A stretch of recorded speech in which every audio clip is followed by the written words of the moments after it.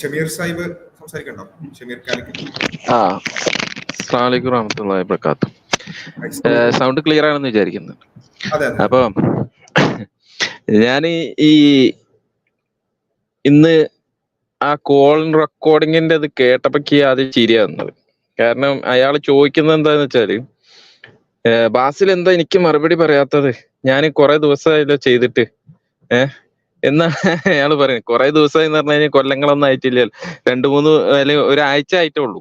അപ്പൊ തന്നെ മറുപടി ഈ ചൂടോടെ കിട്ടണം എന്നൊക്കെ പറയുന്നത് വളരെ അപഹാസ്യമായിട്ട് തോന്നി. കാരണം കൊല്ലങ്ങളായിട്ട് നമ്മളെ ചാനലിൽ കൊടുത്ത മറുപടികൾ ഇപ്പോഴും അവിടെ കിടക്കുന്നുണ്ട്, തൊട്ടിട്ടില്ല. ആ ഉറുമ്പിന്റെ കാര്യം മാത്രം അയാൾ എടുത്തു വന്നു. അതെന്തേ? നിങ്ങളെ ചാനലിൽ വന്നുകൊണ്ട് മാത്രമാണ്. അയാൾ അതിന്റെ മുമ്പ് അത് കാണാനായിട്ടൊന്നല്ല. അതേപോലെ തന്നെ മഹറായിട്ടുള്ള ബന്ധപ്പെട്ടിട്ട് എല്ലാ വിഷയത്തിലും അയാൾക്ക് ഈ ക്ലബ് ഹൗസിൽ തന്നെ നമ്മൾ മറുപടി കൊടുത്തിട്ടുണ്ട്.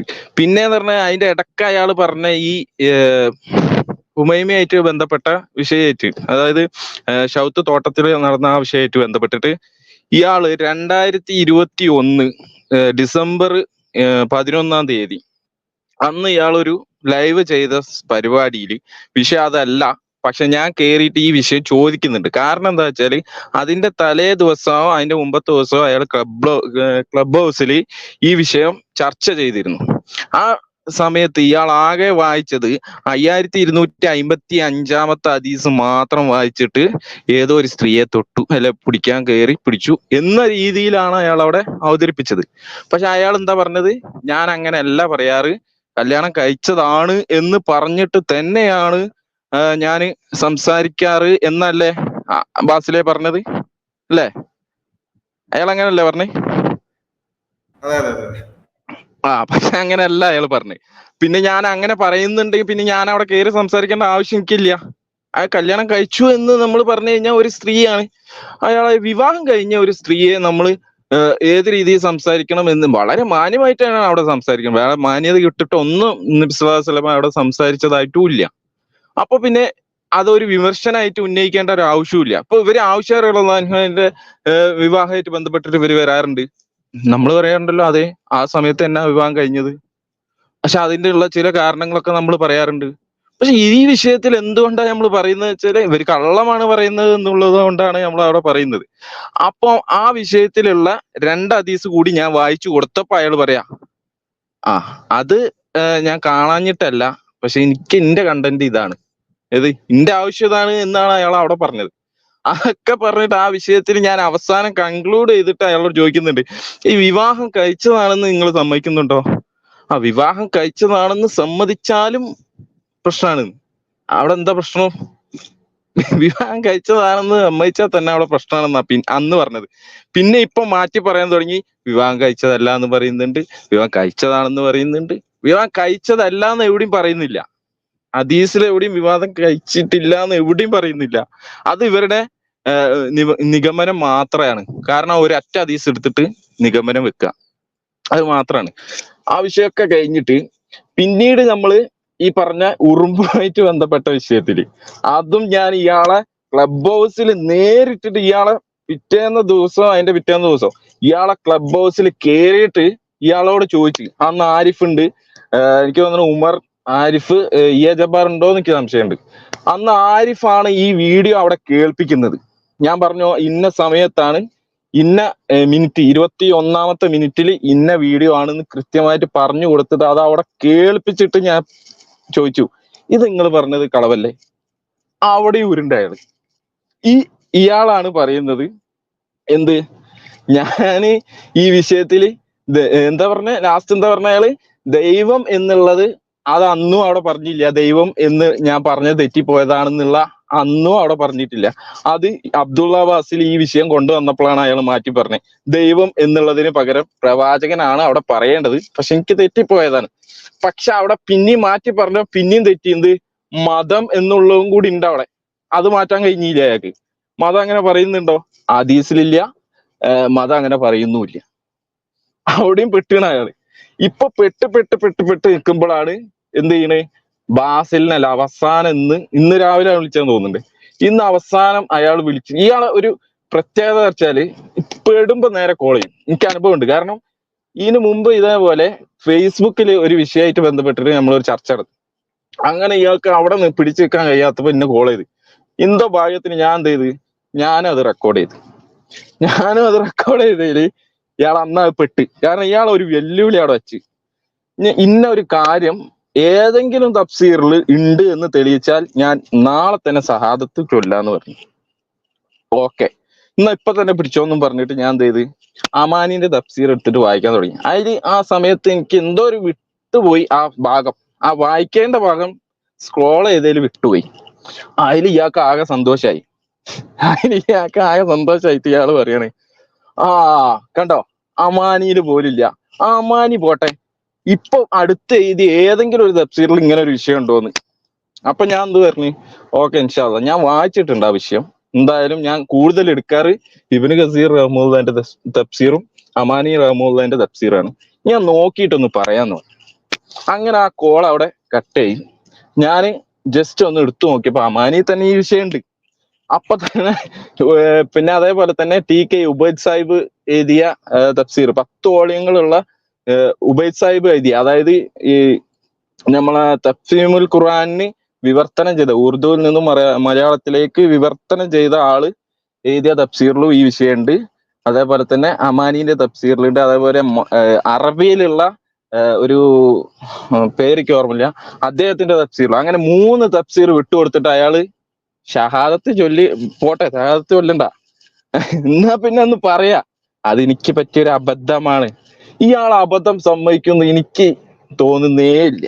നിങ്ങൾ എത്ര ശ്രമിച്ചിട്ടും കാര്യമില്ല, ഇയാൾ അബദ്ധം സമ്മതിക്കൂല. അതെനിക്ക് അനുഭവം സാക്ഷിയാണ്. അപ്പൊ ഇത്രയും എന്നിട്ട് ഇയാൾ പറയാം നമ്മളെ ചാനലിൽ കണ്ടന്റ് ഇല്ല, 209 വ്യൂ ഉള്ളൂ. 209 അല്ലെങ്കിൽ 1 വ്യൂ ഉള്ളൂ വിചാരിച്ചു. ഒരൊറ്റ ആളെ കണ്ടിട്ടുള്ളൂ. നമ്മൾ പറഞ്ഞതിൽ എന്തെങ്കിലും ഉണ്ടെങ്കിൽ അതല്ലേ പറയേണ്ടി. അതൊക്കെ പോട്ടെ. അത് കഴിഞ്ഞിട്ട് നമ്മളെ ചാനലിന് ഒരു വ്യൂസും ഇല്ലാത്ത ഒരു ചാനൽ, പാവപ്പെട്ട ഒരു ചാനലാണ്. ഓക്കെ, സമ്മതിച്ച്. ഇയാളെ വിഷയമായിട്ട് ബന്ധപ്പെട്ടിട്ട്, ഇയാളെ വിഷയമല്ല, ഉവൈസുമായിട്ട് ബന്ധപ്പെട്ട നേരത്തെ പറഞ്ഞല്ലോ, അർഷഖാൻ പറഞ്ഞല്ലോ ഒരു വിഷയം, അതായത് മുസ്ലിം സ്ത്രീകളെ ചില മുക്കള് ഇങ്ങനെ ദുരുപയോഗപ്പെടുത്തിയിട്ട് ഈ എന്താ പറയാ, ഈ മാരേജ് ചെയ്യാൻ ശ്രമിക്കുന്നുണ്ട് എന്നുള്ള ആ വിഷയമായിട്ട് ബന്ധപ്പെട്ടിട്ട് ഞാൻ എന്ത് ചെയ്ത്, ഒരു വീഡിയോ ചെയ്തു. അതില് ലിയാക്കത്തിന്റെ ഒരു ഭാഗം അതിൽ ഉൾക്കൊള്ളിച്ച്, ഒരു ഭാഗം എന്ന് പറഞ്ഞാൽ ഒരു സ്ക്രീൻഷോട്ട്, അതായത് പെൺവാണിഭം നടത്തുന്നുണ്ട് ഈ പറഞ്ഞ ഉവൈസ് എന്ന് പറഞ്ഞ ഒരു സ്ക്രീൻഷോട്ട്. അപ്പൊ എനിക്ക് ഒരു സ്ഥലത്ത് നിന്ന് കിട്ടിയാണ്, എന്തോ ഞാനത് അത്ര അങ്ങോട്ട് ശ്രദ്ധിക്കാതെ അങ്ങോട്ട് ഇയാളെ പേരും പറഞ്ഞു ചെയ്തു. ഓക്കെ, അത് കഴിഞ്ഞ് ഒരു 2 മണിക്കൂർ കഴിഞ്ഞ് ഇപ്പൊ തന്നെ ഇയാൾ എന്നെ വിളിച്ച്, ഞാൻ അന്ന് കുവൈത്തിലാണ്, എന്നെ വാട്സപ്പിൽ അയാൾ ബന്ധപ്പെട്ട്, എന്നിട്ട് പറയാ, ഈ നിങ്ങൾ വീഡിയോ ചെയ്തതിൽ ഇത്ര മിനിറ്റ് മുതൽ ഇത്ര മിനിറ്റില് ഞാൻ പറഞ്ഞു എന്ന് പറഞ്ഞിട്ട് നിങ്ങൾ അതിലൊരു സ്ക്രീൻഷോട്ട് കാണിക്കുന്നുണ്ട്, യഥാർത്ഥത്തിൽ ഞാനല്ല അത് പറഞ്ഞത്, എന്റെ സ്ക്രീൻഷോട്ട് അല്ല. അപ്പോ ഓന്റെ അല്ല എന്ന് ഓൻ പറഞ്ഞ സ്ഥിതിക്ക് പിന്നെ നമ്മള് മാറ്റി കൊടുക്കാം. ഞാൻ പറഞ്ഞ ഡിലീറ്റ് ചെയ്യാ വീഡിയോ. അപ്പൊ അയാൾ പറഞ്ഞു വേണ്ട, ഡിലീറ്റ് ചെയ്യണ്ട, നിങ്ങൾ ഇന്ന ടൈമാണ്, അതൊന്ന് കട്ട് ചെയ്താൽ മതി, എനിക്ക് അതിനെ പറ്റി അറിയില്ല. അപ്പൊ അയാൾ എന്നെ പറഞ്ഞ് തെന്ന് കട്ട് ചെയ്ത്. നമ്മളെ സംബന്ധിച്ചിടത്തോളം നമ്മളൊരു കാര്യം സത്യസന്ധമായിട്ട് ചെയ്യുമ്പോൾ അതിൽ എന്തെങ്കിലും ഒരു കളവ് അയാൾ പറഞ്ഞ് അല്ല എന്ന് പറഞ്ഞു കഴിഞ്ഞാൽ നമ്മൾ മാറ്റി കൊടുക്കും.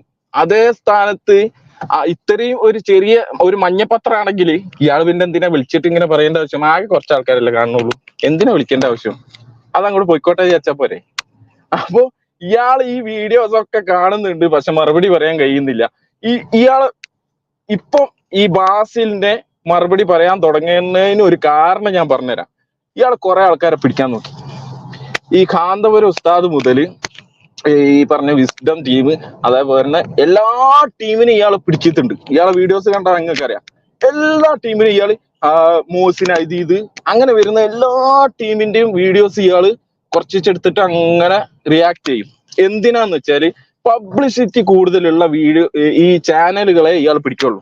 അനിൽ മുഹമ്മദ് അതേപോലെയുള്ള പബ്ലിസിറ്റി ഉള്ള ചാനലിനെ ഇയാൾ പിടിക്കുള്ളൂ. അപ്പൊ എന്ത് ചെയ്യും, ഇവര് മറുപടി കൊടുക്കും. ഇവര് മറുപടി കൊടുക്കുമ്പോ ഇയാളെ ചാനലിൽ എന്താവും, ഇയാള് ഇങ്ങനെ ഒരു ചാനൽ ഉണ്ട് എന്ന് അറിയപ്പെടും.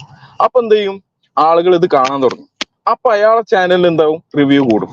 ഇതാണ് ഇയാളുടെ ഉദ്ദേശം എന്ന് എനിക്ക് പണ്ടേ മനസ്സിലായിട്ടുണ്ട്. കാരണം നമ്മൾ പറയുന്ന ഒരു കൃത്യമായ ഒരു ചോദ്യത്തിന് പോലും മറുപടി പറയാൻ കഴിയാത്ത ആള് ഈ കിടക്കുന്ന ആൾക്കാരൊക്കെ എന്തെങ്കിലും ഒരു വീഡിയോ ചെയ്ത് കഴിഞ്ഞാൽ ആരിസ്മദിന് ഒരു വീഡിയോക്ക് മറുപടി പറഞ്ഞ അപ്പൊ തന്നെ പിറ്റേന്ന് തന്നെ മറുപടി, അനിൽ മുഹമ്മദ് ഒരു വീഡിയോ ചെയ്ത പിറ്റേന്ന് തന്നെ മറുപടി, അബാസിൽ ഒരു വീഡിയോ ചെയ്ത പിറ്റേന്ന് തന്നെ മറുപടി. അപ്പൊ ഇയാളെ ഉദ്ദേശം സത്യം മനസ്സിലാക്കുക, അത് മനസ്സിലാക്കി അത് ഉൾക്കൊള്ളുക, അല്ലെങ്കിൽ അതിനെ ഒന്ന് തെരഞ്ഞു കണ്ടുപിടിക്കാതെ ഒന്നല്ല ഇയാൾ പബ്ലിസിറ്റി. വല്ലാഹി എനിക്ക് മനസ്സിലായ കാര്യം ഇതാണ്. ഇതല്ലാതെ അയാൾ പറയട്ടെ വന്നിട്ട്. ഇന്നും ഞാൻ അയാൾ ചോദിച്ചപ്പോ അയാൾ പറഞ്ഞത് എന്താ വെച്ചാല്, ഞാൻ കണ്ടിട്ടില്ല കരാറിന്റെ വിഷയം, ഞാൻ കണ്ടിട്ടില്ല. കരാർ കൃത്യമായിട്ട് നമ്മൾ വിശദീകരിച്ചു കൊടുത്തു. അതിന് ശേഷം ഞാൻ തന്നെ ആ വിഷയത്തിൽ കൃത്യമായിട്ട് അതിന്റെ ഏതാണ് ആ കരാർ എന്നുള്ളത് കൃത്യമായിട്ട് റഫിൾ വെച്ചിട്ട് വിശദീകരിച്ചു കൊടുത്ത 36 മിനിറ്റിന്റെ വീഡിയോ എപ്പോഴും കിടക്കുന്നുണ്ട്, ആളുകളൊക്കെ കണ്ടിട്ടുണ്ട്. അതിലും അയാള് മറുപടി ഇല്ല. ഇപ്പോഴും ഇയാളെ പ്രശ്നം എന്താ വെച്ചാല്, ഞാനിപ്പോ കുറച്ച് തിരക്കില്ല, അബ്ദുൾ അബ്ബാസിന്റെ വൈത്തല കുറച്ച് നടക്കണം, അവനെ കുറച്ച് ബുദ്ധിമുട്ടാക്കണം, ഇതാണ് ഇയാളെ ഉദ്ദേശം. അത് മാത്രമാണ് ഇപ്പം പറയുന്ന കുറെ വിഷയങ്ങൾ ഇയാളെ പറ്റി പറയാനുണ്ട്. നമുക്കിപ്പോ അയാളെ ഫിത്തന പറയല്ല, നമ്മള് കാര്യങ്ങൾ പറഞ്ഞെന്ന് മാത്രം. എന്തായാലും പങ്കെടുത്ത് എല്ലാവരും പരിചയപ്പെട്ടതിലും സന്തോഷം. അസ്സലാമു അലൈക്കും വറഹ്മത്തുള്ളാഹി വബറകാതുഹു. ഒന്ന് ജസ്റ്റ് ആഡ് ചെയ്യാണ്. ഷമീർക്ക് ഇപ്പൊ സംസാരിച്ച ഷമീർക്ക വേറൊരു കാര്യം കൂടി ചെയ്യുന്നത്, നമ്മളോട് പിന്നെ ഇ എ ജബ്ബാറിന്റെ ഖുർആൻ പഠന ക്ലാസിന്റെ ഒരു പൊതുവായ രൂപം നമ്മൾ പറഞ്ഞു കൊടുത്തിരുന്നു. അതായത് ഒരു പിന്നെ ഖുർആൻ ആയത്തോതി മൂപ്പർക്ക് തോന്നിയ വായി തോന്നിയ വർത്തമാനം പറയാന്നുള്ള ആ ഒരു കാര്യം. അപ്പൊ പല ആളുകളും പറഞ്ഞത് അത് മൊത്തം കേൾക്കണം എന്ന് വെച്ചാൽ 100-200 വീഡിയോസ് നമ്മളിങ്ങനെ കേൾക്കണം. ഒരു അടിസ്ഥാനവും ഇല്ലാത്ത മൂപ്പർക്ക് തൊള്ളേ തോന്നിയ വ്യാഖ്യാനം പറയുന്ന കാര്യം നമ്മളിരുന്ന് കേൾക്കണം അത്ര, എന്നിട്ട് അതിന് മറുപടി കൊടുക്കണം. യഥാർത്ഥത്തിൽ ഈ ആർക്കെങ്കിലും അങ്ങനെ അത് ആവശ്യം ഉണ്ടെന്നുണ്ടെങ്കിൽ ഈ പാത്ത് ടു ട്രൂത്ത് എന്ന് പറയുന്ന ഷമീർ ഖാന്റെ ചാനലിൽ ഓൾറെഡി എന്ത് ചെയ്തിട്ടുണ്ട്, 55ാമത്തെ പാർട്ടിന് വരെയുള്ള മറുപടി എന്ത് ചെയ്തിട്ടുണ്ട്, കൊടുത്തിട്ടുണ്ട്. അപ്പം അത് വളരെ കൃത്യമായിട്ട് നിങ്ങൾക്ക് കാണാൻ പറ്റും. അതുപോലെ തന്നെ അതിന്റെ ഇടയിൽ ഈ പറഞ്ഞതുപോലെ ലിയാഖത്തിന്റെയും മറ്റു ആടുകളുടെ ഒക്കെ പിന്നെ ബനു ഖുറൈളയുടെ കരാർ കൊടുക്കുന്ന വീഡിയോസ് ഒക്കെ പ്രത്യേകം അവിടെ കാണാൻ. അപ്പൊ എനിവേ ഈ ഒരു ചാനൽ കൂടി പിന്നെ ആളുകൾക്ക് ആവശ്യം ഉണ്ട് എന്നുണ്ടെങ്കിൽ, കാരണം ഇ എ ജബ്ബാറിന്റെ ഖുർആൻ ക്ലാസ് ഒക്കെ കേൾക്കാന്ന് പറഞ്ഞാൽ, അല്ലെങ്കിൽ അത് കാണുന്നവരുണ്ടെന്നുണ്ടെങ്കിൽ അവരുടെ നിലവാരം എത്രത്തോളം ഉണ്ടാവും എന്നുള്ളത്, അല്ലെങ്കിൽ അത് കാണണമെന്നുണ്ടെങ്കിൽ എത്രത്തോളം ആണത് നിലവാരം എന്നുള്ളത് വളരെ ക്ലിയർ ആണ്. ഇനി ആർക്കെങ്കിലും അത് കണ്ട് അതിന്റെ മറുപുറം അറിയണമെന്നുണ്ടെങ്കിൽ, യഥാർത്ഥത്തിൽ തഫ്സീറുകളിൽ എന്താണ് ഉള്ളത് എന്ന് അറിയണമെന്നുണ്ടെങ്കിൽ ഈ ഒരു ചാനൽ ഉപയോഗപ്പെടുത്താവുന്നതാണ്. പാത്ത് ടു ട്രൂത്ത് എന്നുള്ളതാണ് ആ ചാനലിന്റെ പേര്. അപ്പോൾ ഒന്ന് പിന്നെ സെർച്ച് ചെയ്താൽ നിങ്ങൾക്കത് കിട്ടും. ഓക്കെ, ഓൾറെഡി അതിൽ ഒരുപാട് വീഡിയോസ് നേരത്തെ പറഞ്ഞ പോലെയുള്ള വീഡിയോസ് ഒക്കെ ചെയ്തിട്ടുണ്ട്. ഓക്കെ, അത് ജസ്റ്റ് സൂചിപ്പിച്ചത് മാത്രം.